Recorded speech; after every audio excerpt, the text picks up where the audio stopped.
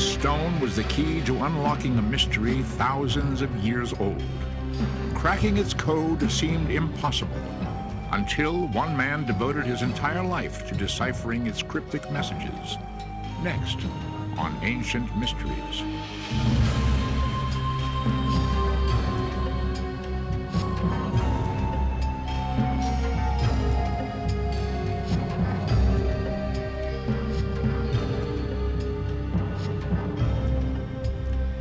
The British Museum in London is filled with many remarkable antiquities from ancient Egypt. Among their treasures are 3,000-year-old mummies and colossal statues honoring great pharaohs. But there is one item that is more valuable than all the rest. At the entrance to their Egyptian collection is a large stone tablet, one that could be overlooked if not for its conspicuous and prominent position. It's known as the Rosetta Stone, one of the most important treasures of all time. What is the Rosetta Stone, and how did this seemingly insignificant rock forever change our belief in mankind's past? For 2,000 years, the history of ancient Egypt was buried in the sands of time. Travelers and scholars were aware of the existence of these mysterious people, but nothing was known about them. What kind of men built these gigantic pyramids the size of mountains? To what gods did they dedicate their enormous temples the size of cities? And why did they preserve their dead, burying with them treasures beyond belief? Visitors to this ancient world find strange picture writing everywhere. First called hieroglyphs by the Greeks, this mystical language fills the temples, monuments, and tombs. Walls abound with bizarre pictures of animals, human heads, and unknown shapes. Many surround paintings of Egyptians giving offerings to animal-headed gods. Even their dead were buried with this sacred script on their wrappings and coffins. What do these strange carvings say? Did the Egyptians possess black magic medicine and powerful weapons? Would they provide us with answers to the Bible's mysteries? What was needed was a clue, a key to unlock the mystery. Like the rediscovery of ancient Egypt, the finding of an unusual and puzzling tablet would be only the beginning. By the time of Christ, the ancient Egyptians were already legends of a distant past. Greek and Roman historians could only guess at what knowledge this once powerful civilization possessed. As the centuries passed and Europe had its Renaissance, ancient Egypt remained silent, waiting for its own rebirth. It took one of the most powerful men of all time to awaken Egypt from its sleep, a man whose leadership in battle was matched only by his passion for history. During the late 1700s, the French and British were fighting a war for world domination. In 1798, General Napoleon Bonaparte proposed leading the French army on a military invasion of Egypt. If the French could command this crossroads between Europe and Asia, they would control trade and become the most powerful country in the world. By this time, the 29-year-old Napoleon had become a legend in the French army. His victories over Austrian forces in Italy established France and himself as new powers to be reckoned with. Napoleon's sense of history and destiny led him to view Egypt as his next prize. On July 1st, 1798, Napoleon's army sailed into Egypt's port city of Alexandria. In addition to 38,000 soldiers, 167 of France's top scientists and scholars were on board. Rarely have military expeditions had academic interests as well.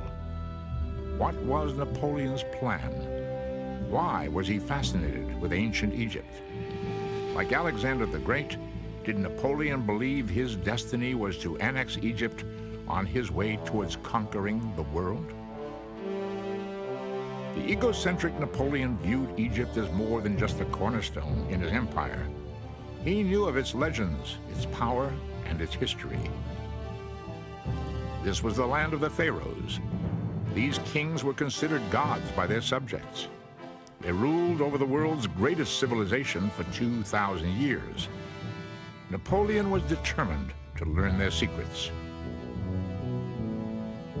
Like Julius Caesar, Napoleon believed he could win the hearts and minds of the Egyptians. Did he believe he was to be their next pharaoh? As a member of the French Institute of Egyptology, Napoleon personally selected the academics who formed his expeditionary force. While the French army swept up the Nile, crushing all opposition, the scholars immediately began their work setting up an institute in Cairo. This became the headquarters for Napoleon's academic expedition. They scattered across Egypt, exploring tombs, climbing monuments, studying, sketching, and painting everything in sight. The wealth of information was unbelievable. Napoleon demanded to be constantly informed. If any answers to their mysteries were uncovered, he wanted to know immediately. While Napoleon's men were busy annexing both Egypt's land and antiquities, England would not stand idly by. Within weeks, the British Navy attacked the French, destroying their ships and laying a 2-year-long siege on Napoleon's men. Napoleon himself eventually snuck past the blockade and back to France. His hopes for ruling the world were dashed. As the abandoned French army fought to stay alive, the scientists and scholars were giving birth to modern Egyptology. Racing against their inevitable removal by the British, they stepped up their efforts to copy and analyze as much as possible. The answers to these dormant mysteries had to be found. Ironically, it was neither a scientist nor a scholar, but a soldier who made the most important discovery of all. In mid-July 1799, the French continued bolstering their defenses. Situated along the Nile as it enters the Mediterranean Sea is a town called Rosetta. In order to rebuild the town's old Arabic fort, men under the command of Lieutenant Pierre Bouchard started to reconstruct the walls. Arabs commonly took material from ancient temples and used them in their own buildings. Unnoticed in these walls, buried since the time of the pharaohs, was a large stone tablet. While the soldiers tore down the fort's walls, the tablet was stumbled upon. Immediately, the soldiers noticed something strange and potentially valuable. Carved on this dusty stone were 3 types of writing: Greek, a common Egyptian script called demonic, and hieroglyphs. The stone was a kind of magical discovery, and I think it is a piece of extraordinary luck that whoever was there had the perspicacity and the interest to say, gosh, you know, what have we got here? Could be important, key to the hieroglyphs. One can imagine that a less well-informed officer might have said, oh, no, it's just an old stone, build it into the fort. People have often said, you know, thank God it was a French officer, not a British officer, because, you know, they were perhaps a little more intellectually minded. Dubbed the Rosetta Stone, it measured 3 feet 9 inches high and 2 feet 4 inches wide. It weighed nearly 1,500 pounds. French General Jacques Menu ordered it sent to the Institute in Cairo to have the Greek translated. What did it say? Could the Greek be used to translate hieroglyphs? The discovery caused an immediate sensation. The Greek language was understood, so scholars quickly translated the text. It was a decree honoring a Greek pharaoh, Ptolemy V, on his 1-year anniversary. In exchange for services rendered by him benefiting Egypt, plaques were to be placed in temples throughout the land. It was known the Greeks had ruled Egypt from 300 BC until the decades before Christ. How did this tablet survive for over 1,800 years? Did others exist? The actual wording seemed unimportant until the last line was read. This decree shall be inscribed on a stela of hard stone in sacred and native and Greek characters. All three scripts said the same thing. The news spread quickly back to Europe. This stone offers great interest for the study of hieroglyphic characters. Perhaps it will even give us the key at last. Courrier de l'Égypte, August 1799. The Rosetta Stone would not stay in French hands long. The British siege was soon to tighten, forcing the French to surrender. How did a French general try to hide the stone and prevent the British from taking possession? During negotiations, English military officers demanded the stone. Did they believe that translated hieroglyphs would reveal military secrets? Would this stone be the voice to end ancient Egypt's long silence?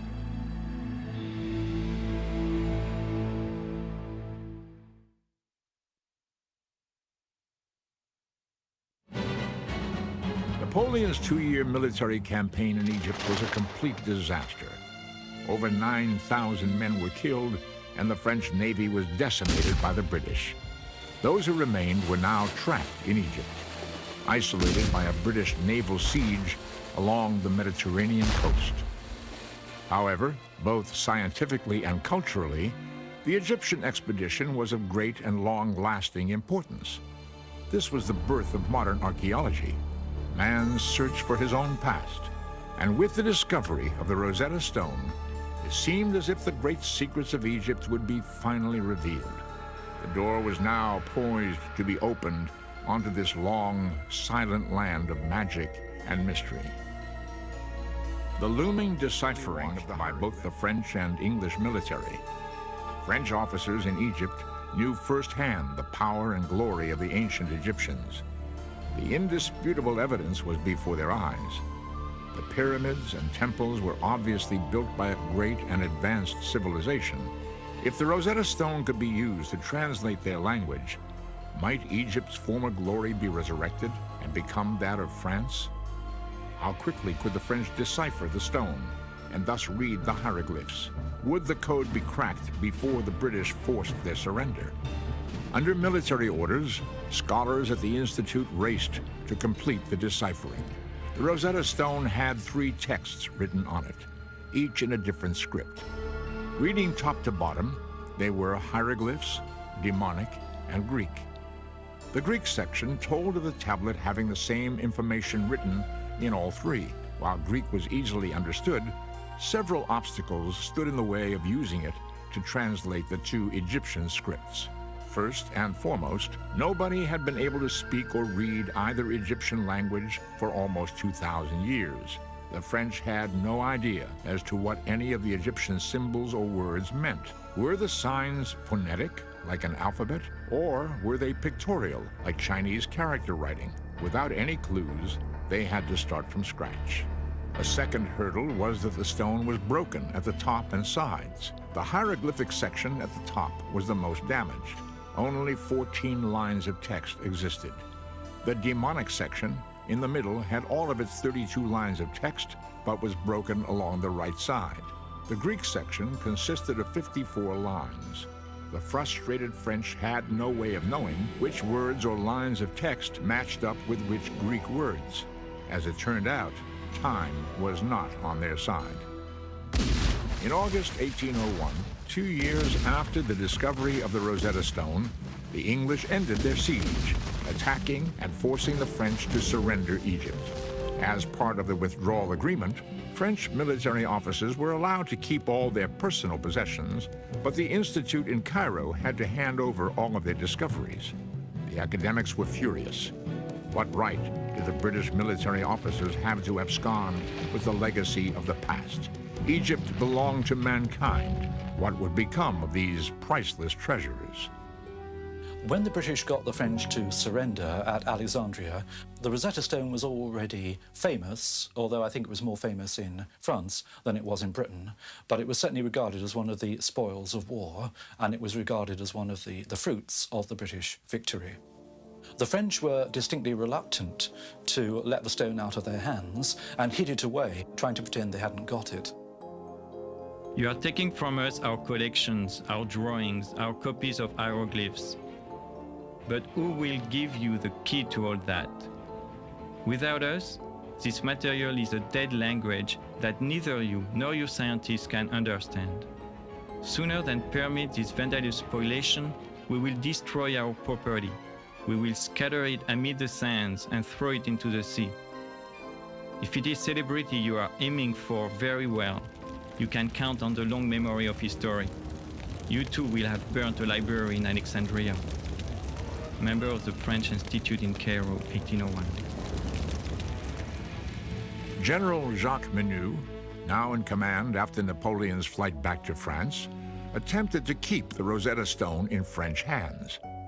After failing in an attempt to smuggle the stone out of Egypt by ship, Menou had it wrapped in cloth and hidden among his private possessions. If confronted, Menou would claim it was his personal property and thus exempt from forfeiture.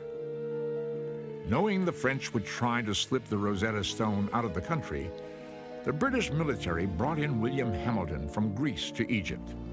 He had an eye for the antiquities of the world. While in Greece, he was instrumental in acquiring the Elgin marbles from the Parthenon in Athens. The British knew he would not leave Egypt without more treasures for the king. Hamilton and the British military suspected Menou of hiding the stone. When confronted at his home in Alexandria, Menou protested vigorously his right to keep the stone, but the British officers were insistent. At the point of a gun, Menou agreed the French were on the losing end of this battle. Rather than destroy the stone, Menou agreed the British were stronger and had won the right to this most valuable of trophies. William Hamilton confirmed the stone was authentic, and the British Army finally took possession of their prize. The Rosetta Stone was immediately shipped back to England, arriving in February 1802. England now had the key, but the French had made copies. The race began in earnest now to see who would decipher its cryptic mysteries first. With all the power and riches of Egypt at hand, fame and glory was destined to the man who found the key. As nations watched, top scholars battled each other to be the one who opened the door. How did bitter rivalries develop between friends? Who were the men who tried and failed to crack the code? Would the Rosetta Stone ever reveal its answers? While ancient Egypt was being rediscovered by the French and English, significant events were unfolding in other parts of the world.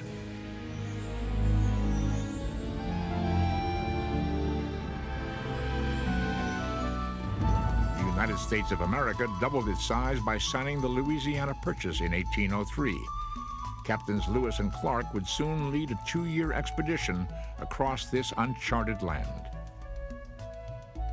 Thomas Elgin captured the public's imagination when he arranged to take sculptures from the Parthenon in Greece and have them shipped to England. And in China, after nearly 4,000 years of rule, the dynastic era was nearing its end. The Manchu dynasty would be its last.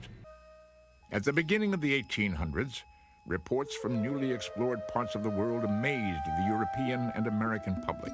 No discovery was too incredible. Anything seemed possible.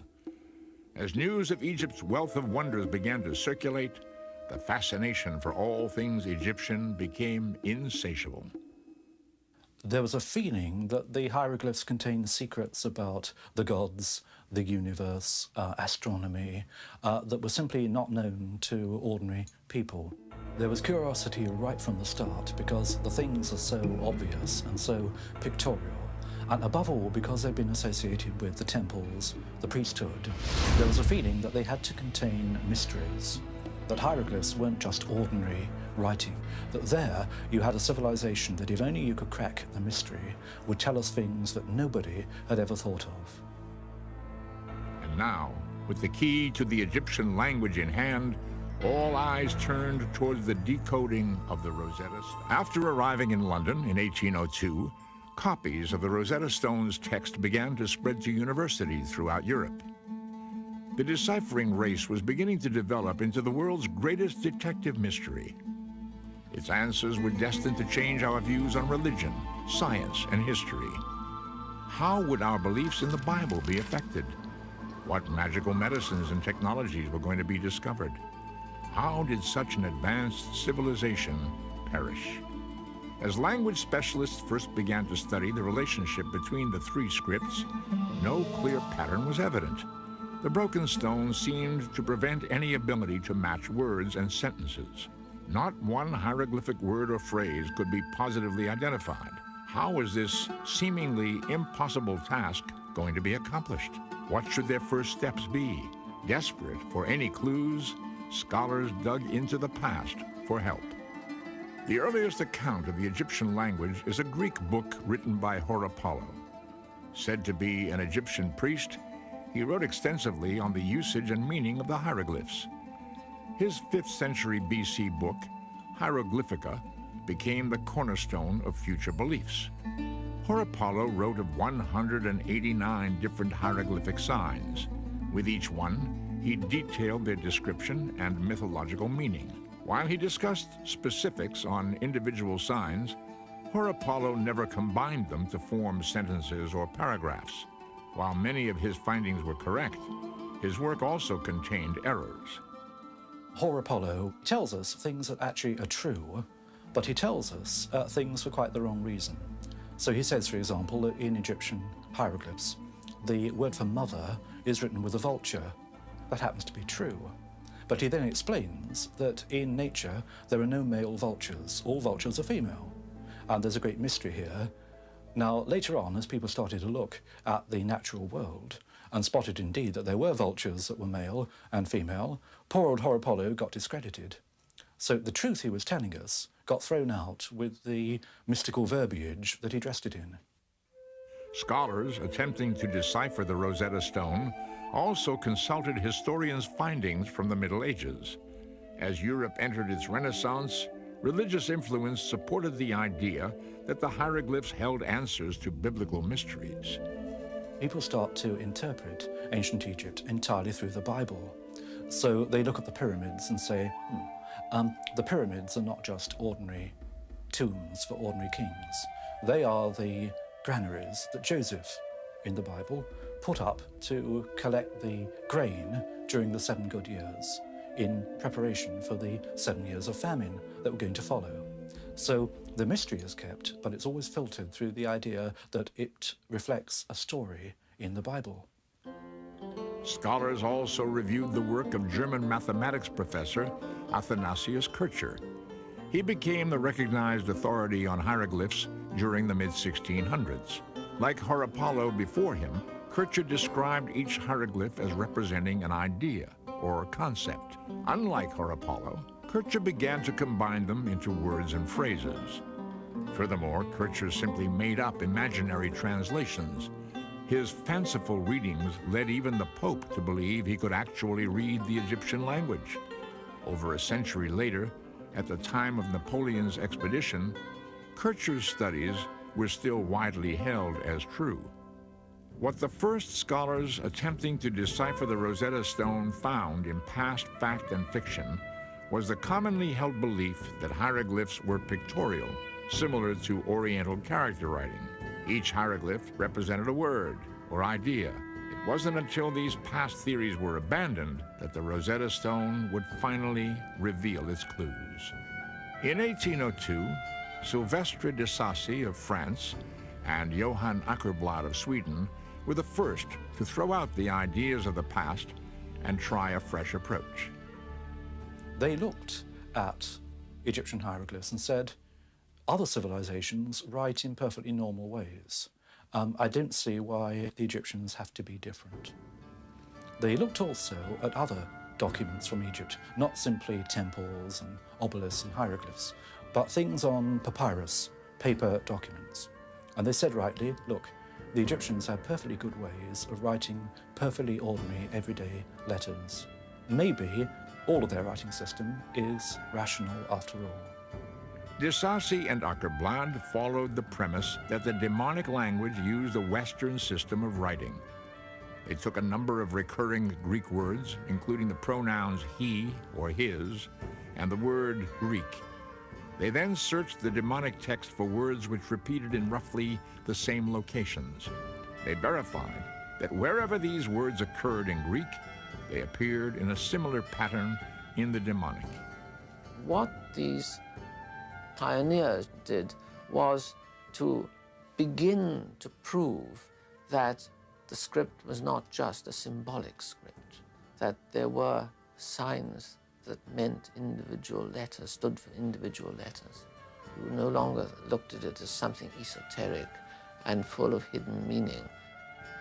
Although their first step at translating the demonic text was somewhat promising, De Sacy and Åkerblad gave up, having failed to crack the hieroglyphic code.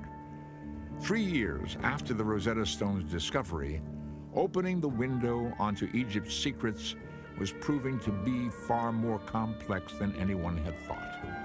The greatest minds of Europe were beginning to think the mysteries of Egypt would stay hidden forever. Following De Sacy and Åkerblad's attempt, more than a decade passed without any further serious efforts. Although the public's fascination with ancient Egypt continued to grow, the Rosetta Stone was all but forgotten. For those thinking of trying to decipher the hieroglyphs, the failure proved an intimidating legacy. There was a feeling, as with most decipherments, that it's a big prize but also a big risk. You could end up covering yourself with glory, and you could end up making a really big fool of yourself. Now, scholars are by temperament rather cautious. And it takes a certain kind of person to say, I don't care if I make a fool of myself, I'm going to have a go at this. Up next, the race heats up again as a wealthy scientist from England battles a young, obsessed French scholar to find the key. Meet the British genius who decided to spend his summer vacation decoding the Rosetta Stone. How did he become the first to read the hieroglyphs? Also, discover the legend surrounding a sorcerer's prediction that a small-town boy would be the one to bring light to the past.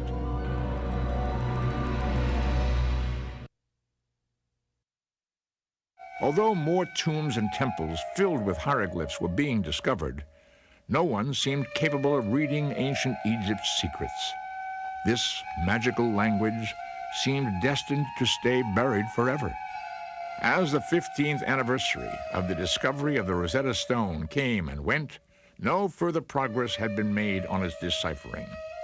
Although past failures at cracking its riddle seemed to prevent any future serious efforts, two men would soon step forward, each one claiming they were the first to turn the key.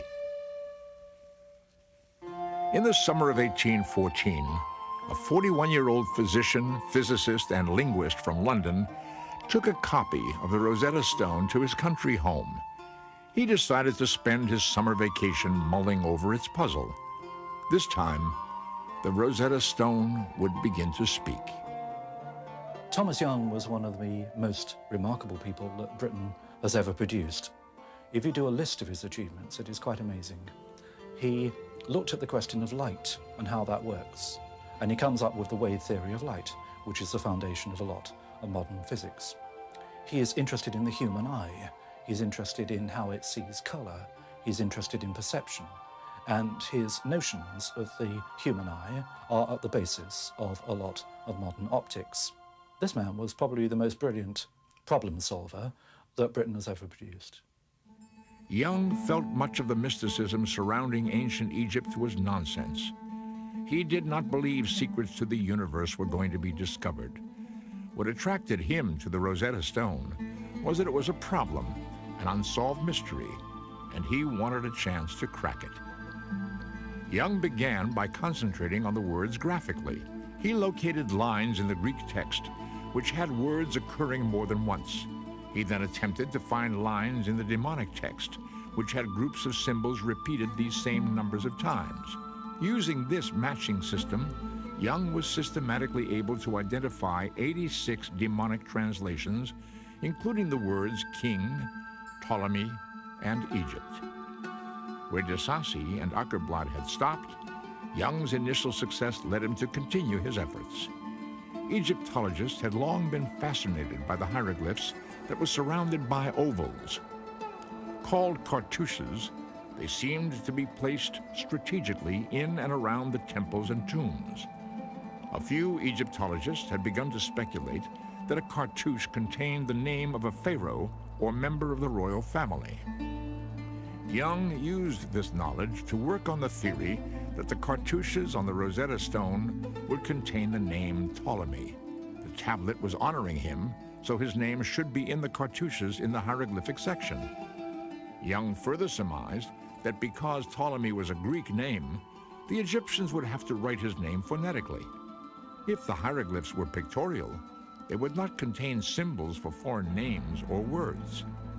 4 years after he began, Young correctly matched the Greek letters in the name Ptolemy with the hieroglyphs inside one of the cartouches.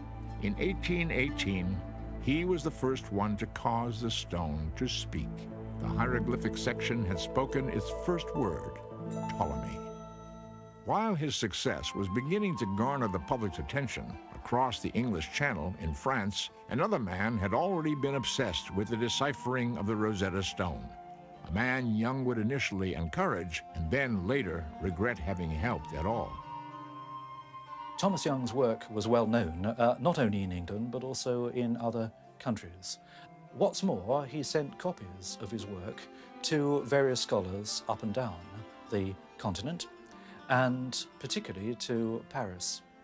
And copies of Young's work were sent to... One day, de Sacy showed a copy of Young's work to a young Frenchman, and the name of the Frenchman was Jean-François Champollion. Jean-François Champollion's destiny seemed tied to the Rosetta Stone from birth. French legend describes how his bedridden mother was visited by a sorcerer months before Jean-François was born. Looking into the eyes of this sickly woman, the sorcerer saw the past being connected with the future. He predicted this woman's unborn son would be the one to bring light onto the centuries of the past. Champollion was born in Figeac, France, 1790, to a small-town bookseller. When he was 11 and living in a boarding school in Grenoble, news of Napoleon's expedition to Egypt captured the imagination of France. Champollion's older brother, Jacques-Joseph, read tales of Egypt's glories and mysteries to his younger brother. When the younger Champollion received a copy of the Rosetta Stone from a cousin who had traveled to Egypt as part of the expedition, he was hooked. Young Jean-François made it his goal to read the hieroglyphs, and that, of course, meant cracking the Rosetta Stone. All his early training was devoted with that in mind. He soon paid little attention to his other studies. Languages were his all-consuming obsession. His studies became focused on Oriental and Middle Eastern languages, especially Coptic. Coptic had been a language spoken by Christians in Egypt and written in Greek. When he was about 14, Champollion was working far too hard, not on his schoolwork, but on Egyptian hieroglyphics. And he had what nowadays I think would be called a minor nervous breakdown. And he was sent off to recover. And he wrote a letter back to his elder brother saying, "It's so boring here, send me a Chinese grammar." That was the kind of obsessive personality that Champollion was. Champollion's early studies focused on the deciphering of the demonic language and its relation to Coptic.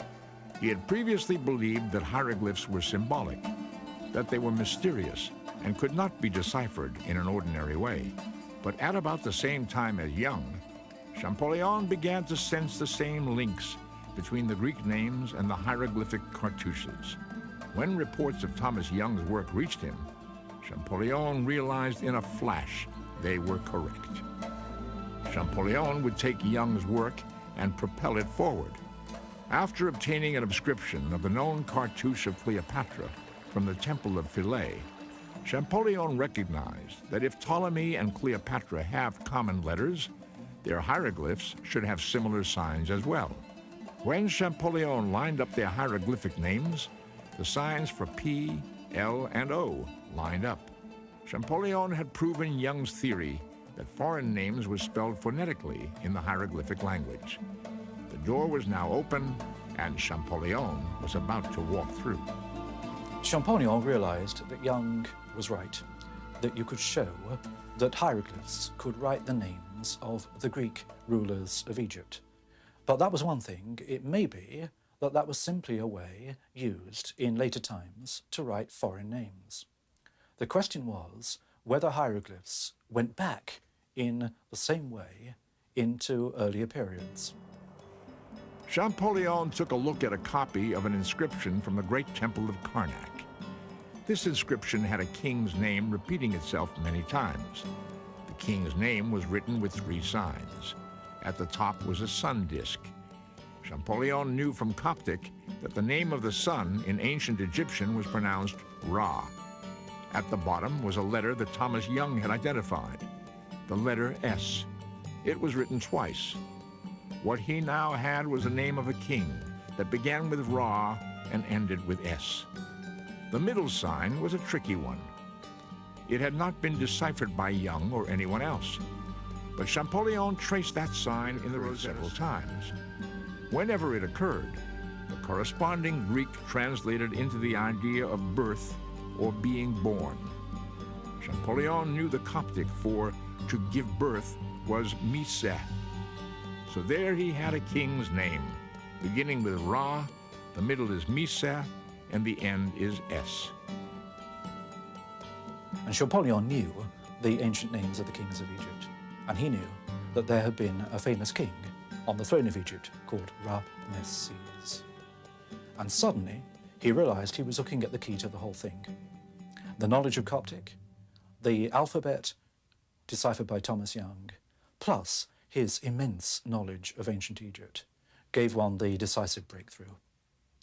And at this point, he comes out with, Je tiens l'affaire, I've got it. Young's reaction to Champollion's efforts were mixed. He was happy to see someone moving along his work, but he was enraged by Champollion's refusal to give him any credit. Champollion may have had the same ideas, but his work was not published. Young's was. When Champollion finally did publish his results, he became the talk of Paris. All of France celebrated the fact that a Frenchman had deciphered the hieroglyphs first. But Champollion couldn't be bothered with such controversy. His tremendous work ethic only grew as his efforts continued with astounding tenacity and speed. He was now determined to compile a complete list of all pharaohs and the dates they held power. By 1824, Champollion had built a hieroglyphic alphabet containing 21 letters. All of Champollion's work was done sitting behind a desk, using copies of inscriptions others had provided. What would happen when he traveled to Egypt and looked at the hieroglyphs firsthand? Could he really make the hieroglyphs speak? What would they finally say?